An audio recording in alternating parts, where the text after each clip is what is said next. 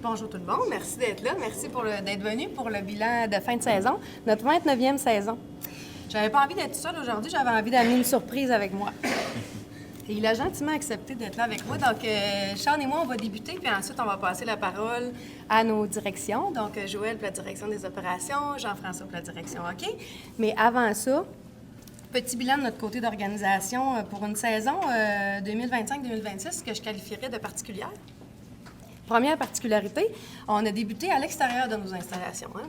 Vous avez tous vu ça. On a débuté au centre Henri Desjardins. 7 parties à l'extérieur pour débuter. Une à la maison, puis ensuite 2 autres à l'extérieur. Donc, c'est déjà un début de saison qui est atypique, disons. Ceci dit, quand on est revenu dans nos installations avec les nouvelles bandes, meilleure expérience, j'en suis certaine. Pour nous, pour les partisans aussi. Donc, c'est une super belle amélioration, puis on est quand même content d'avoir fait ce petit voyagement-là vers l'autre aréna pour revenir vers le mieux. Quand on est revenu ici avec nos nouvelles bandes, comme je vous le disais, on a eu à gérer de la décroissance cette année, là, comparativement à nos 2 dernières saisons. Est-ce que ça veut dire moins de travail? Non. Est-ce que ça veut dire moins de passion? Surtout pas. Donc, les gens ont travaillé d'arrache-pied encore plus, je vous dirais, qu'à l'habitude, pour en venir à livrer cette saison, notre 29e. On est très fiers du travail qu'on a accompli. Et je voulais vous raconter une petite anecdote, ma rencontre avec Charles. Ouais. Première fois qu'on s'est rencontrés. Lui, il pense que c'est à Sherbrooke. Moi, je pense que c'est là, en tout cas. Ceci dit, mon souvenir à moi, c'est quand on s'est rencontrés, première journée du camp, il y a déjà 3 ans. J'ai demandé, dans toute ma grande délicatesse, « T'es qui, toi? » Fait qu'il m'a dit, « Ben moi, je suis Charles, puis je viens de t'échanger. » J'ai demandé son âge, il m'a dit 18. J'ai dit, « Ah, ça veut dire que tu vas être bon longtemps avec nous autres. » Puis je me suis pas trompée. Parce que Sean, d'ailleurs, je l'ai tout de suite aimé, ceci dit. Je l'aime encore. Mais Sean incarne vraiment un vrai viking. Donc, c'est un dracard jusqu'au fond de lui. Il n'a pas débuté la saison avec nous, mais il est revenu rapidement au moment où il a été appelé pour venir donner un coup de main, pour venir être le grand frère de tous ces joueurs-là, pour amener une attitude positive, pour que la culture, pour que nos valeurs s'apparaissent auprès de toute cette équipe de jeunes-là. Et ça a été mission accomplie. Donc, pour ça, on te remercie. Bien, merci à tout le monde. Et comme tu as été là pendant 3 ans, tu as vécu 3 saisons, disons, très différentes. Oui. Je voulais voir, puis là, je viens juste de dire que j'allais demander ça. Je voulais voir avec toi comment tu l'avais vécu, senti ce parcours-là, puis tu repartais avec quoi de Bécomo, mais assurément du Dracard pour plus tard, dans le hockey, mais dans ta vie aussi en général. Bien, je vais prendre le micro, peut-être plus m'entendre. Oui, vraiment, comme qu'a dit Julie, j'ai passé 3 excellentes saisons ici au Dracard. Ça n'a pas pris longtemps que j'ai vite compris c'était quoi les valeurs puis, du Dracard, puis j'ai senti que c'était déjà dans moi. Avant, moi, je jouais à Rimouski, puis je peux confirmer que je me souviens encore comme ça quand que Jean-François m'a appelé. J'étais dans la voiture pour revenir vers chez moi, puis j'apprenais que je m'en venais au Dracard. J'étais très content, un nouveau défi. Je savais que mon style de jeu, ma personnalité allait fitter avec la ville. Bécomo, c'est une ville où que les gens sont accueillants. Ça n'a pas pris long que j'ai senti comme c'était ma maison. Puis aujourd'hui, je suis fier de dire que c'est ma 2e maison. Moi, je suis natif de Sherbrooke, mais je vais toujours être accueilli à Sherbrooke, en tout cas. À Sherbrooke, je veux dire à Bécomo, ça, je suis sûr. Et puis, ça a été 3 belles saisons. Je peux commencer à 18 ans. Je pense que ça a été une de mes plus belles saisons de ma carrière de hockey. Ça a été une année record pour le Dracard. On avait toute une équipe. J'ai vécu des beaux souvenirs quand je me souviens quand je venais à l'aréna, des méchantes foules. On avait des bons leaders. Là, je me souviens dans ce temps-là, on avait Isaac Dufort comme capitaine, Chouinard aussi comme assistant, sans les autres leaders aussi qui étaient là. J'ai appris beaucoup de ces gars-là.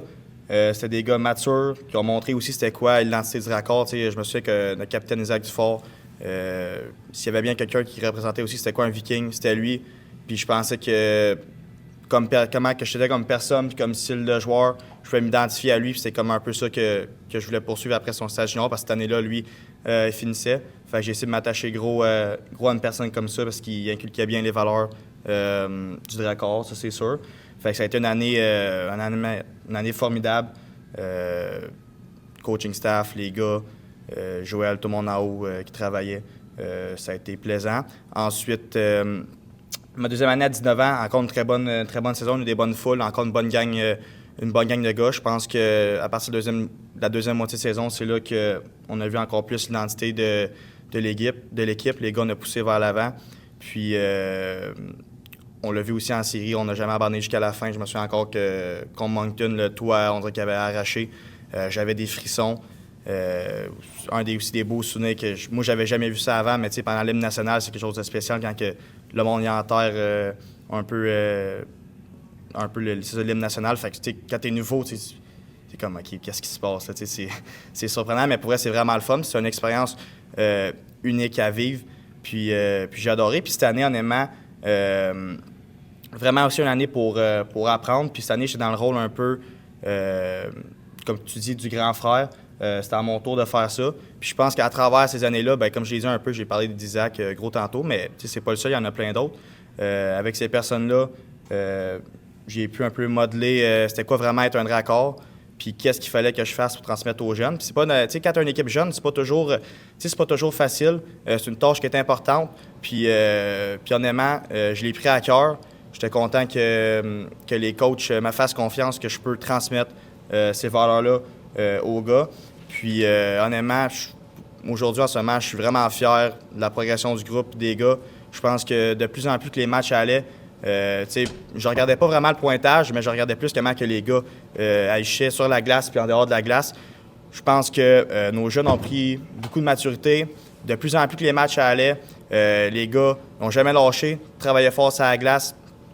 Puis on en voyait de plus en plus c'était quoi l'identité du raccord. Puis ce travail-là, je n'ai pas fait ça seul. Je veux le souligner, là, j'ai eu de l'aide. On était chez des gars comme Powers puis Cavalin. C'est pas un travail qui s'est fait seul. J'ai eu de l'aide de mes coéquipiers. Fait que le crédit ne me revient pas seulement à moi. Là. Il y a d'autres monde aussi dans l'équation, pour ne pas l'oublier, de souligner leur travail aussi. Fait que non, j'étais vraiment content d'avoir ce rôle-là. Malheureusement, la saison c'est fini tôt cette saison. Mais je pense que le groupe a grandement appris. Puis, mais qui vont se présenter au camp l'année prochaine, ils vont savoir c'est quoi être un dracard. Puis, ils vont être prêts à embarquer la glace puis jouer devant vous, les partisans, et tout le monde qui vont venir. Donc, ouais, c'est ça. Je voulais simplement revenir sur une petite chose que tu as dit par rapport aux foules. Je veux y revenir parce qu'on a parfois l'impression dans un grand amphithéâtre, parce qu'on considère quand même que c'est un grand amphithéâtre, c'est la plus grande salle qu'on a à Bécomo, qu'il y a peu de gens. Mais quand on a 1000 personnes, dites-vous que c'est 5 % de la population là, qui est ici. Donc, on a 32 spectacles par année. Fait que ces 32-là, on a eu un minimum de 1000 personnes à chaque fois. Donc, c'est quand même encore très couru. Les gens sont là, sont au rendez-vous. Donc, on souhaite évidemment remplir à chaque fois, mais quand on a 1000 personnes, c'est quand même très satisfaisant parce que les gens sont ici pour les bonnes raisons, viennent voir du sport, viennent voir des athlètes. C'est des étudiants athlètes, mais avant tout, ce sont des athlètes. C'est du bon calibre de hockey, puis on souhaite convaincre les gens de revenir encore en plus grand nombre pendant les prochaines années.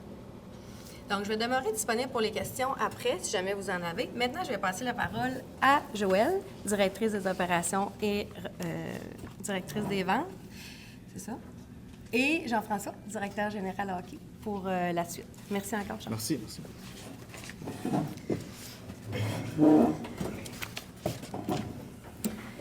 Bonjour, merci d'être là. Merci de vous être déplacé cet après-midi. Donc, on ne vous cachera pas que la saison 2025-2026 a été un défi important pour l'organisation du Raccord. Sur plusieurs plans, c'est avéré plus exigeante que les précédentes, marquée par certaines baisses. Les partisans ont dû avoir à faire un choix avec leur dollar loisir, surtout lors des séquences de 7 à 8 matchs à domicile dans le même mois, ce qui fait que ça peut être un petit peu plus difficile de faire des choix en ce sens-là. Malgré le contexte, l'organisation est demeurée mobilisée, engagée à poursuivre sa mission qui est de gérer une équipe de la LHJMQ en offrant nos ressources, l'encadrement propice à l'épanouissement personnel et professionnel et en participant activement à la vie collective de la région. Cette saison, ça nous a permis de tirer des leçons importantes. Les défis rencontrés nous ont incités à nous remettre en question et à nous améliorer pour préparer l'avenir avec plus de détermination. C'est sûr et certain que certains objectifs n'ont pas nécessairement été atteints, un peu comme Julie l'a dit précédemment, d'avoir une baisse en achalandage pour nous, c'est pas satisfaisant. On veut se tourner vers des foules beaucoup plus importantes. Donc, on va continuer de travailler fort à ce niveau-là pour pouvoir ramener les gens au centre sportif Alcoa. Mais ça nous permet, entre autres, face à ces défis-là, d'amorcer une réflexion, pour trouver des pistes de solutions afin de s'améliorer puis préparer encore mieux les prochaines saisons. Au fil de la saison, l'équipe administrative, le personnel et les bénévoles ont redoublé d'efforts pour maintenir la qualité de l'expérience offerte par les partisans et nos partenaires. Plusieurs initiatives ont été mises en place pour soutenir l'organisation et renforcer le lien avec les communautés et maintenir la présence du Raccord dans la région. On a observé une croissance au niveau du nombre de familles qui assistent au match et c'est un objectif qu'on s'était fixé, et on va continuer de travailler pour améliorer cet aspect-là. Je pense entre autres quand même à nos beaux succès, dont la fin de semaine des mascottes qui devient depuis 2 ans un incontournable là, pour le centre sportif Alcoa, qui trouve le compte chez les petits et les grands.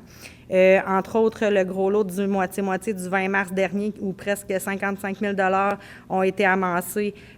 On pense pouvoir être en mesure de pouvoir offrir de plus en plus des gros prix et d'augmenter les profits au niveau du fonds d'études dans le futur. Les chandails de super-héros, encore une fois, ont été super bien reçus cette année. C'est rendu un incontournable pour notre organisation. Le match pour la Société canadienne du cancer a quand même remis plus de 10 000 $ avec la levée de fonds et les enchères avec l'aide de nos partisans, bien sûr. On a eu de nombreuses activités avec le public, les écoles et la communauté. La production de la qualité de notre web-diffusion est encore dans les meilleures de la Ligue de hockey junior maritime Québec.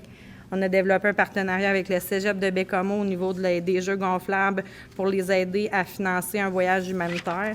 Donc, c'est toutes des initiatives qui, pour nous, sont importantes puis qui démontrent encore une fois la force de notre organisation. Malgré une saison plus difficile, l'engagement de nos partenaires, nos bénévoles et de nos partisans est demeuré un élément essentiel qui nous motive à poursuivre notre travail. Je l'ai dit à chaque année, puis je vais le redire encore une fois cette année, mais tenir un événement 32 fois par année, c'est plus de entre 75 à 90 personnes qui travaillent de façon bénévole ou rémunérée. C'est des gens qui sont souvent dans leur 2e emploi et qui le font pas nécessairement pour avoir un revenu supplémentaire, mais qui le font pour le bien-être de la communauté puis le bien-être de l'organisation du Raccord. C'est une force, c'est important de le nommer, puis c'est important de les remercier, ces gens-là qui se présentent 32 fois par année pour offrir un match au niveau du Raccord. Je tiens, en terminant, à simplement dire merci à nos partisans, nos partenaires, nos bénévoles et toute la communauté qui continue de soutenir l'équipe année après année. On a déjà hâte de vous retrouver au mois d'août prochain pour ouvrir et écrire le prochain chapitre qui débutera avec les festivités autour du 30e anniversaire du Raccord, de la franchise. C'est vraiment important pour nous. Ça fait plus d'1 an qu'on travaille sur cette année anniversaire-là. Donc, on espère que les partisans seront au rendez-vous. Merci. Jean-François.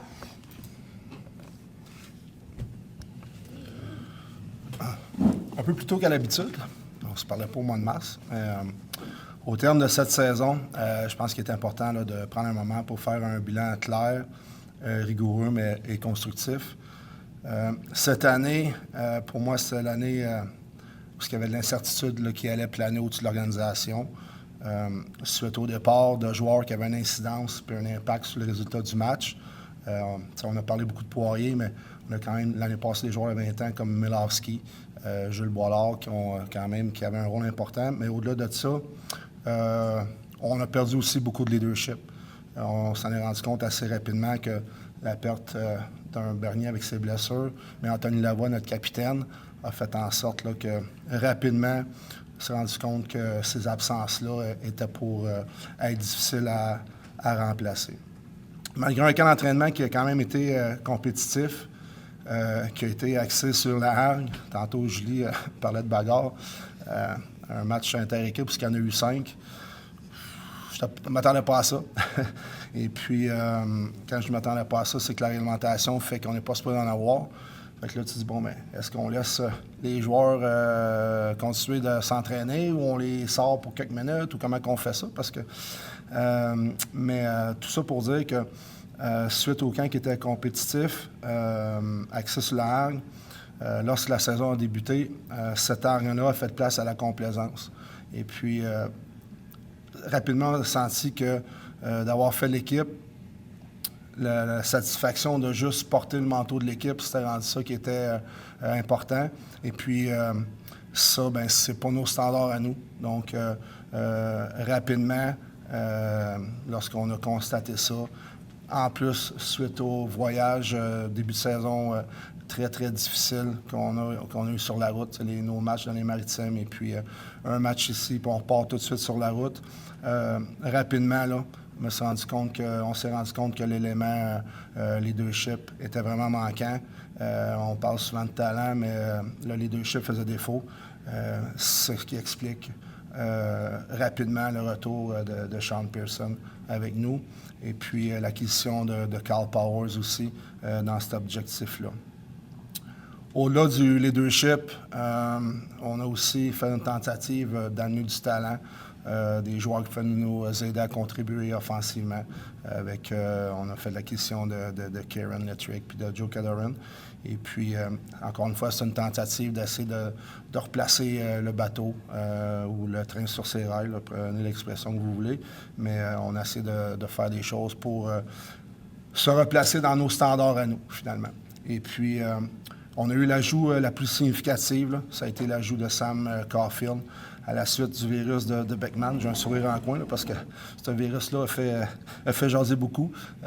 Ça a fait parler. On croyait que c'était une transaction qui était déjà effectuée, mais c'était vraiment pas le cas. C'était vraiment un virus. Puis Sam Caulfield a fait en sorte de venir quand même nous donner un bon coup de main. Et puis, malgré tous les efforts et la bonne volonté, j'ai dû prendre la décision de changer l'orientation de la saison. Depuis mon arrivée en poste comme directeur général en 2022, bien, c'était la première fois là, que j'allais occuper la chaise de vendeur. Ce réalignement stratégique a amené au départ d'Alexis Bernier, de Lucas Beckman, d'Alexis Mathieu, d'Alexis Michaud, pour ne nommer que ceux-là. Il y avait eu certains autres mouvements de personnel au niveau des joueurs de 20 ans là, qui avaient eu lieu dans les semaines précédentes. Dans le fond, l'objectif de la période des transactions, il y avait 3 points importants. C'était de regarnir la liste de repêchage, notre grille de repêchage. Juste donner un exemple, là, en 26, on va avoir 8 choix dans les 5 premières rondes. L'autre objectif, parce qu'avoir des choix de repêchage, c'est une chose, mais ça ne patine pas. On va peut-être patiner plus tard, mais on n'est jamais sûr.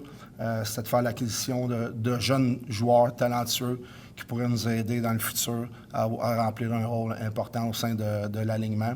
Et aussi, c'était de faire l'acquisition de joueurs qui étaient des joueurs déjà LHJMQ déjà établis. Si on prend l'exemple, là, quand on parle de talent, de joueurs prometteurs, bien, on a la première acquisition, c'est Léo Gabriel Gosselin. Après ça, on a eu Biagio Junior Danielé, Mathis Saint-Gelais. Plus tard, on a eu Larson. Et puis, Beckman, pas Beckman, mais dans l'échange de Beckman, on a eu Hernandez. Et puis, donc, c'est des exemples de joueurs qu'on va aller chercher. Robert Benoît, je pense que j'ai mentionné. Donc, suite au réalignement puis à l'acquisition de jeunes talents, je trouve qu'après les fêtes, on a senti une nouvelle énergie. On a senti que les partisans voyaient un changement de cap, mais un futur qui pouvait être intéressant. Et puis, la même chose au niveau des joueurs. Qu'on est revenu des fêtes, on a joué ici contre Shawinigan. On est allé chercher 3 points sur 4. Après ça, on est allé jouer contre Rimouski. On a gagné un match là. Après ça, on a fait Victo ici, on a gagné. On a fait Québec. Donc, on gagnait les matchs de façon un peu plus régulière. Puis ça, c'était malgré que plein de nouveaux joueurs veut dire, encore une fois, s'adapter à un système, s'adapter à des nouveaux coéquipiers. Ça fait que c'est beaucoup pour ces jeunes-là, mais on sentait quand même qu'il y avait un petit quelque chose qui était en train de changer. Donc, comme je mentionnais, les victoires étaient de façon un petit peu plus régulière. Malheureusement, on a été un petit peu encore victime de blessures à des joueurs importants. Il y a eu deux blessures importantes. Une commotion pour Sam Caulfield, puis après ça, son opération. On a eu Carl Powers. Donc, les blessures en février et en mars ont fait en sorte ça a été un petit peu plus difficile. On a retombé un petit peu dans un slump, terme hockey. Je ne sais pas en français, vous trouverez ça pour moi. Mais on a eu une petite baisse de régime. Comment? Un creux de vague. Un creux de vague, merci beaucoup. Un creux de vague. Baisse de régime, mais creux de vague, je le prends aussi. Fait que, donc c'est ça, ça a changé un petit peu. Mais tout ça fait en sorte que il faut quand même aller chercher des fois les éléments positifs dans le négatif. ça nous a permis de faire appel à des joueurs qu'on a fait soit l'acquisition, qu'on a pris la décision de laisser au midget 3 et autres. Donc, on a vu Léo Gabriel Gosselin venir avec nous. Il a presque joué le total là, de ses matchs comme joueur affilié qui avait le droit de jouer. Et puis, on a fait le rappel aussi du jeune Labranche, Jacob Labranche, qui avait une excellente saison au niveau midget 3. Donc, on a pu le voir ici pendant 3 matchs.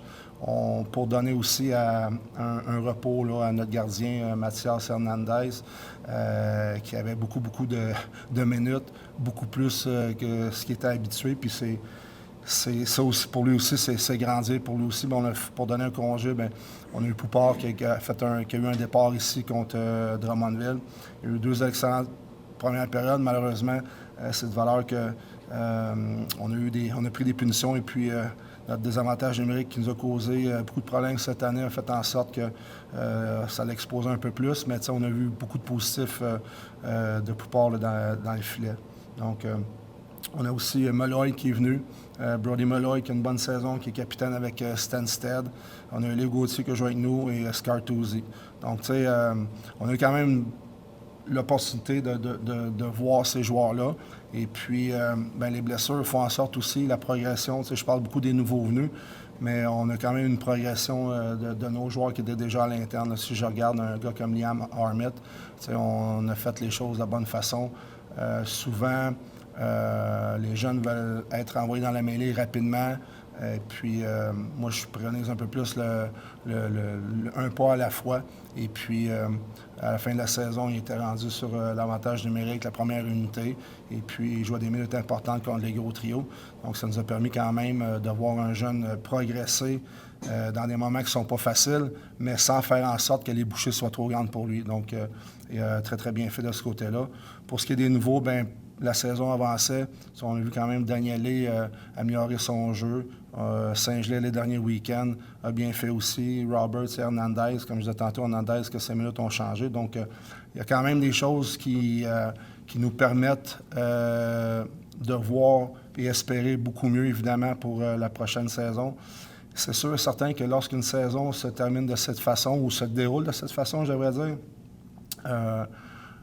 il y a beaucoup on s'attend que les joueurs, et le message est clair, c'est qu'il n'y a rien de garanti, évidemment, pour le camp d'entraînement. Ils vont devoir venir faire leur place et être affamés. Ça, c'est le mot, lorsqu'ils ont quitté, le mot affamé. Et puis, pour faire en sorte, Sean l'a mentionné tantôt, que je puisse utiliser le plus souvent possible le mot viking. On est des vikings. L'année passée, je sais j'avais parlé beaucoup, c'est quoi un dracard, on avait parlé ensemble, ce qu'on recherchait comme un dracard. C'est sûr que quand tu as beaucoup de joueurs qui viennent de l'extérieur et puis que tu as un leadership, que tu t'attends, ils vont transmettre ces valeurs-là pour différentes raisons, ne sont pas véhiculées de la façon que tu veux. C'est sûr qu'il faut repartir, recommencer à zéro, sauf que ces valeurs vont toujours rester là. Et c'est là que mon travail comme directeur général va être très important dans les prochaines semaines et mois. Parce que les gens de Bécomo ne me verront pas souvent. De toute façon, ils ne me voient pas souvent, je ne suis pas sorteux. Mais je vais être à l'extérieur pour le mois d'avril là, pour la Coupe Championnat Atlantique. Après ça, je m'en vais à Boston pour le showcase des joueurs américains. Après ça, je m'en vais en Europe là, pour les championnats du monde des U18. Donc, je vais être absent assez souvent, mais tout ça toujours dans le but de faire en sorte de bâtir une équipe gagnante le plus rapidement possible. On parle et j'ai vécu. J'en ai parlé tantôt, mais il y a 2 ans. Puis même l'année passée, ça a été. On a eu beaucoup de blessures l'année passée, mais on était compétitifs, puis tout le monde y croyait. Et puis, rapidement, c'est dans cet environnement-là que je veux que les joueurs se développent, évoluent, grandissent. Le staff aussi, le coaching staff, mais tous les gens dans l'organisation, le CA, parce que c'est ça qu'on veut, c'est ça qui nous drive, c'est ça qui est intéressant. Mais il faut faire des efforts pour ça, mais les efforts vont être faits. C'est sûr et certain que le départ d'un marqueur de 50 buts, il y a des efforts qui ont été faits. Ce que j'ai essayé de faire, c'est d'amener des joueurs peut-être un peu plus âgés, qui étaient juniors majeurs, avec ou sans expérience, pour essayer d'aller chercher un nombre de buts par eux, un comité de buts. Ça n'a pas fonctionné, mais je pense que si tu ne l'essayes pas, tu ne sauras pas si ça va fonctionner ou pas. Est-ce que je vais le réessayer? Probablement pas. Mais on va prendre une autre direction. Mais déjà, présentement, je suis en train de parler avec des agents pour avoir des joueurs plus vieux l'année prochaine, mais avec un autre bagage dans d'autres ligues peut-être plus importantes. Fait que sachez, chers partisans, que l'objectif, c'est on vise l'excellence. C'est le mot qu'on utilise beaucoup ici avec l'organisation. C'est un mot que j'ai utilisé beaucoup depuis que je suis dans le hockey. Puis je vais toujours faire mon maximum pour faire en sorte d'amener une équipe gagnante ici. Je n'ai pas réussi à le faire comme coach en chef il y a 2 ans, mais je vais encore réussir à faire ça comme gars de hockey pour les prochaines années. Donc, c'est un de mes objectifs. Juste un dernier point. Je veux remercier les partisans qui se sont... les dernières semaines ont été wow, parce que les foules étaient comme j'étais habitué avec du 2007, 2006, 2000. Mais au-delà de ça, je veux surtout remercier ceux qui sont venus du jour 1. Et puis, ça fait quand même 8 ans que je suis à Bécomo, fait que je suis capable d'identifier, puis surtout que je jouais juste d'un bord. Fait que je veux remercier les partisans qui ont les chandails logo de raccord, la section 14, section 15. Et aussi Alain qui a toujours son beau temps, mauvais temps, qui a toujours son casse Viking sur la tête. Pour moi, c'est vraiment important. Comme je dis, ça fait longtemps que je suis ici, fait que je suis capable d'identifier clairement qui sont qui. Donc, merci à vous tous. Ceux qui sont dans mon dos, merci beaucoup. Ceux qui parlent dans mon dos, merci beaucoup aussi. Donc, non, merci à tout le monde. Je sais que c'est pas des... on a connu mieux, mais on va travailler fort pour qu'on puisse donner une équipe que les gens vont être fiers de comme. Merci beaucoup. Vous y aller sur le plan peut-être plus administratif, au fond. Quel a été l'impact de l'achalandage peut-être un peu moins grand que prévu sur les revenus du Drakkar cette année? Comment on peut expliquer ça aux gens? Puis si c'est Julie qui répond, juste peut-être rapprocher le micro. En fait, c'est sûr que c'est une baisse d'achalandage d'environ 48 %. C'est sûr qu'au niveau, on est quand même chanceux parce qu'on avait plus de 1000 abonnés de saison qui faisaient en sorte que nos partisans, avant même de connaître le sort de la saison, avaient confirmé leur intérêt. Donc, c'est sûr que pour les coffres, c'est une excellente nouvelle. On espère qu'ils seront tous de retour l'an prochain et encore plus nombreux, étant donné que c'est le 30e. Donc, c'est sûr pour nous que ça nous aide, mais on ne se le cachera pas que c'est un peu plus difficile au niveau des revenus avec une baisse d'achalandage parce que, oui, à la billetterie, mais avec nos concessions également.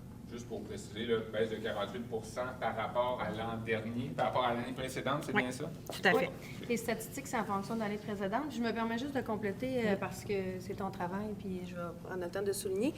On est arrivé en 2020 avec des partenariats de 265 000 environ. Maintenant, on a 800 000 de partenariats.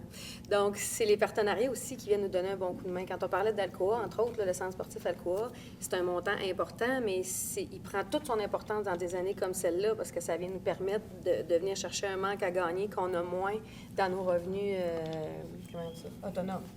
Donc, ça, c'est très important. Puis, il y a encore du marché. On continue de travailler là-dessus pour améliorer ça. Donc, oui, il y a une baisse d'achalandage.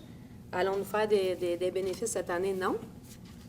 Mais on ne sait pas encore dans quelle mesure. Ceci dit, notre prétention, c'est qu'on va tenter de s'équilibrer sur 5 ans. Donc, on a eu 2 bonnes saisons favorables. C'est plus difficile cette année. Maintenant, sur 5 ans, c'est le cycle junior. Pour nous, puis ce qu'on a dit depuis quelques années, puis ce qu'on a vendu à la Ville de Bécomo aussi, c'est que sur 5 ans, on va être en mesure de s'équilibrer nous-mêmes. Et c'est là-dessus qu'on travaille, puis jusqu'à présent, ça fonctionne. OK, parce que ça, le protocole d'entente avec la Ville il est sur 3 ans. Donc, vous allez, outre sur votre protocole d'entente, vous visez un équilibre, c'est ça? Absolument. OK. Oui. Puis, est-ce que ça a un impact sur la capacité à rembourser l'emprunt que l'accord a fait à la Ville de Bécomo cette saison-ci? Bien, en fait, là, on le traite tout autrement, là, parce que dans le protocole, le prêt n'est pas là. Dans le fond, on a un montant moindre de ce à quoi on s'attendait, mais on n'a pas à rembourser. C'est une question, je vous dirais, peut-être qu'on adressera à la Ville dans un deuxième temps. Ceci dit, la façon de penser de la municipalité, c'est de ne pas augmenter, dans le fond, ce qui est remis au Drakkar pour justement pas augmenter le compte de taxes. Fait que c'est la façon que ça a été réfléchi. Ceci dit, nous, comme je disais tout à l'heure, on a un montant qui est le même pour 3, 5 ans, puis notre objectif, c'est de s'équilibrer dans tout ça. Mais pour l'instant, on ne rembourse pas de dette. OK, mais vous arrivez kiff-kiff ou vous pensez que vous allez arriver kiff-kiff cette année? C'est notre intention, puis jusqu'à présent, ça fonctionne. OK. Parfait. Moi, côté hockey, c'est peut-être tout qui est meilleur que moi pour poser des questions. Bien, j'en ai encore un petit peu à l'endroit d'une question là, pour Joël, puis pour le CA également. On a parlé tout à l'heure du début de saison. Ça, c'était de l'inconnu pour vous aussi, autant de matchs à domicile de façon rapprochée. J'aimerais vous attendre là-dessus, que ça a été vraiment un défi, jusqu'à quel point ça vous a surpris, parce que c'est un envers de médaille qu'on ne voit pas, qu'on ne pense pas toujours, mais ça n'a pas été facile d'avoir autant de matchs aussi rapprochés. On parlait des gens qui doivent faire attention à leurs dépenses et tout ça. Ça, c'est bon que les gens réalisent que ce calendrier spécial qu'on a eu cette année, puis il n'y avait pas seulement le début de saison, ça a dû être assez spécial là, pour jongler, là, pour amener des gens Puis de là, toute l'importance de remercier encore une fois les gens qui contribuent à l'organisation d'un match parce que, tu sais, comme on l'a dit, là, on a commencé le camp d'entraînement dans un autre établissement. Fait que sur tous les paliers, ça a été de l'adaptation. Puis on s'est retroussé les manches, tout le monde ensemble, pour déménager et redéménager en pleine saison. Puis, comme on l'a dit aussi, le fait d'avoir des séquences de 7 à 8 matchs à domicile, des fois qui sont consécutives ou avec un match à l'extérieur, puis on revient, ça reste que c'est beaucoup d'adaptation en termes de commander pour les restaurants, la capacité, la fatigue au niveau des employés, etc. Donc, du niveau administratif, c'est sûr que c'était un tout autre défi. Les gens, encore une fois, contribuent à l'organisation par passion. Ils donnent la même qualité de travail qu'on soit premier au classement ou dernier. Puis c'est pour ça qu'on les remercie, mais ça a été une année plus particulière par rapport à ça. Puis ça a été ça un peu comme tout au long du calendrier parce qu'on avait de longues séquences à domicile. Fait que veut pas, pour le revenu, le budget de dollars loisirs au niveau des familles, des gens, ça peut avoir un impact au niveau des assistances également. Vous dites que justement, il y avait une assistance en général qui était au minimum de 1000, donc ça n'a jamais été en bas de 1000, puis ça se tenait en moyenne à quoi en fait? Je te dirais qu'il y a eu un match, là, plus précisément, qui a été en bas de 1000, là, de mémoire 971 ou... j'ai pas mes 32 statistiques en tête, mais un match en bas de 1000. Sinon, c'est une moyenne d'environ 12-1300 partisans par match. Fait que ça, c'est beaucoup moins que les années antérieures, c'est oui. ça? C'est pas 42 moins, mais c'est... Bien, c'est parce que, je peux-tu? Oui, j'y vais. Dans le fond, c'est qu'on est passé, disons, de l'an dernier à 1400 abonnés de saison à 1100 cette année. Okay. Fait que ça, c'est des gens qu'on comptabilise, mais s'ils ne se présentent pas, par exemple, ben on les voit pas dans l'aréna. Mais on les compte pas dans notre 1000 non plus. Ceci dit, là, on y va avec le scan puis les gens qui sont entrés. Mais, tu sais, on a vendu pour plus que 1000 billets par match parce qu'en partant, on a 1100 billets de saison. Mais l'achalandage n'est pas toujours le même. Ceci dit, comme Joël disait, il y a un match où il y a eu moins de 1000 personnes à qui on a scanné le billet. Si on fait bien la différence entre l'assistance et les ventes de billets, au fond. Oui. Okay. Puis, à part... Moi, je pense que ça fait le tour dans le... Moi, c'est pour Jean-François. Oui. Niveau hockey. Jean-François, on parlait des joueurs, des fois, qui doivent vivre, apprendre vitesse grand V, adaptation, tout ça. Cette année, fameux règlement NCAA, il y a beaucoup de joueurs qui ont passé différents dans l'organisation du Drakkar cette année. C'est presque un nombre record. Ça a dû être assez particulier pour toi de vivre ça en tant que DG, là. C'est-à-dire cette année-là à être obligé d'aller chercher des joueurs, essayer de dénicher des talents, tout ça. Oui, on avait quand même réussi l'année d'avant là, avec quelques joueurs de la BCHL. Puis pendant que tu me poses la question, ça me fait réaliser, il faut que je dise merci aux responsables de pension parce que je les ai fait travailler beaucoup. Audrey et Valérie, merci beaucoup. Puis l'autre chose, c'est pas toujours la langue en français.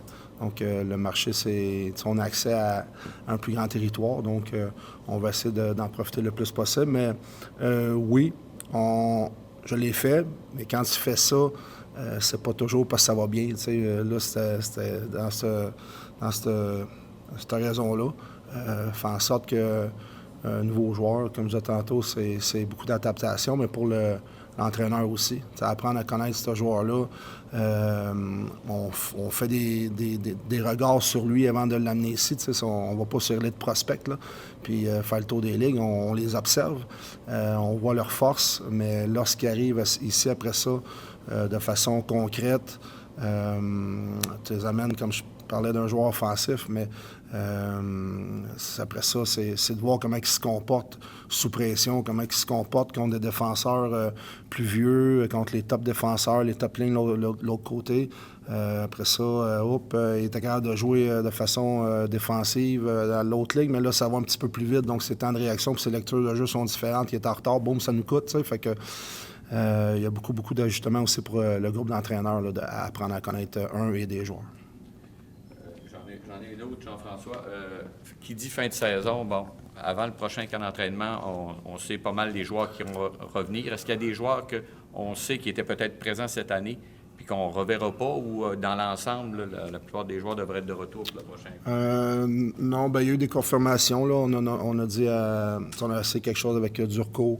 On voulait donner une chance. On avait notre recruteur européen qui, son temps d'utilisation à Charlottetown ne le mettait pas en évidence. On a essayé ça ici. Mais le fait qu'il a manqué un mois là-bas, il n'a pas joué du tout, ça s'est répercuté ici. Lui, c'est sûr qu'il ne revient pas. Pour ce qui est des joueurs européens, ce que je les ai mentionnés, c'est que là, on va avoir le deuxième choix au total au niveau du repêchage européen. C'est sûr qu'on va sélectionner. Deuxième, je ne sais pas. Il y a beaucoup d'appels sur cette sélection-là. Et puis, après ça, c'est sûr et certain que pour moi, on va sélectionner 2 fois.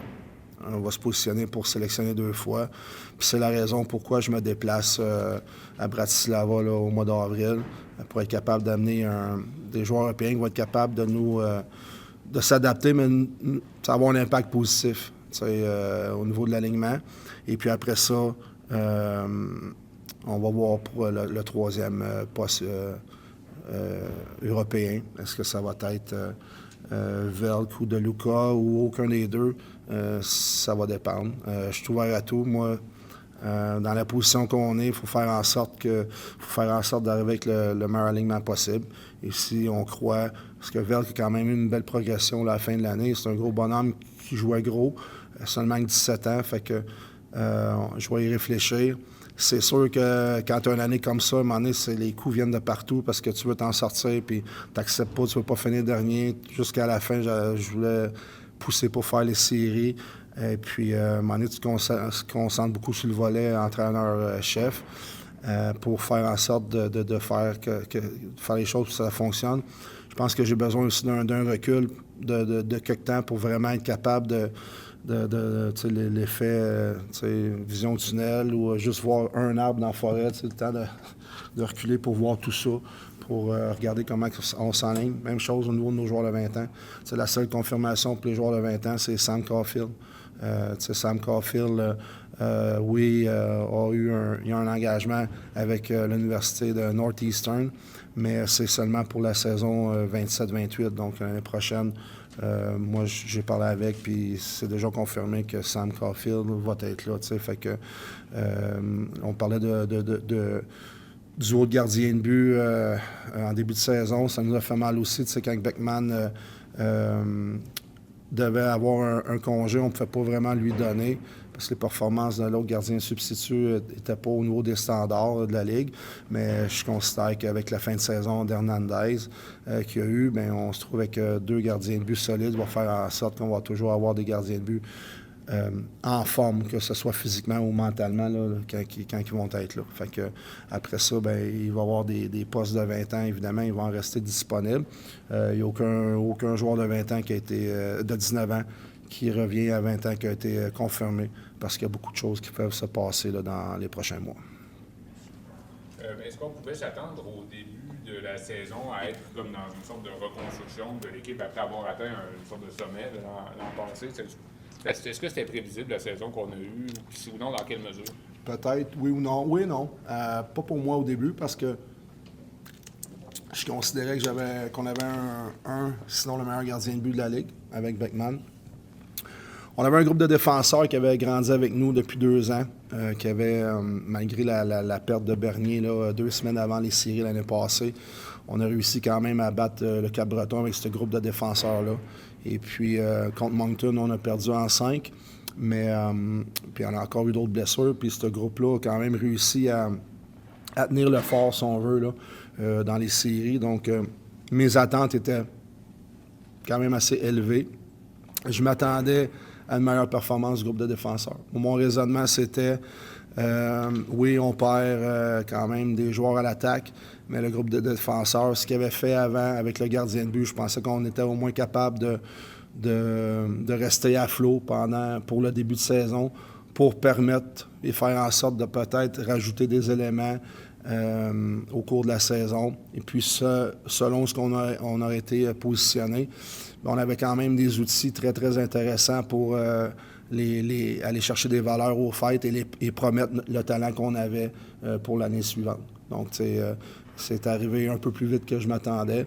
J'ai peut-être surestimé le groupe de défenseurs, mais quand tu as confiance à des joueurs puis qui prouvent que tu peux leur faire confiance, je pense que si c'était à refaire, j'aurais encore confiance en eux, mais ça ne s'est pas produit comme c'était anticipé. C'est de là, après ça, de se réaligner après ça. Tu as toujours des objectifs. L'objectif, comme j'ai quand même clairement mentionné tantôt, mais des fois, il faut juste changer le plan pour arriver aux mêmes objectifs un peu différemment. C'est bon? Oui. Merci. Merci beaucoup. Merci. Merci.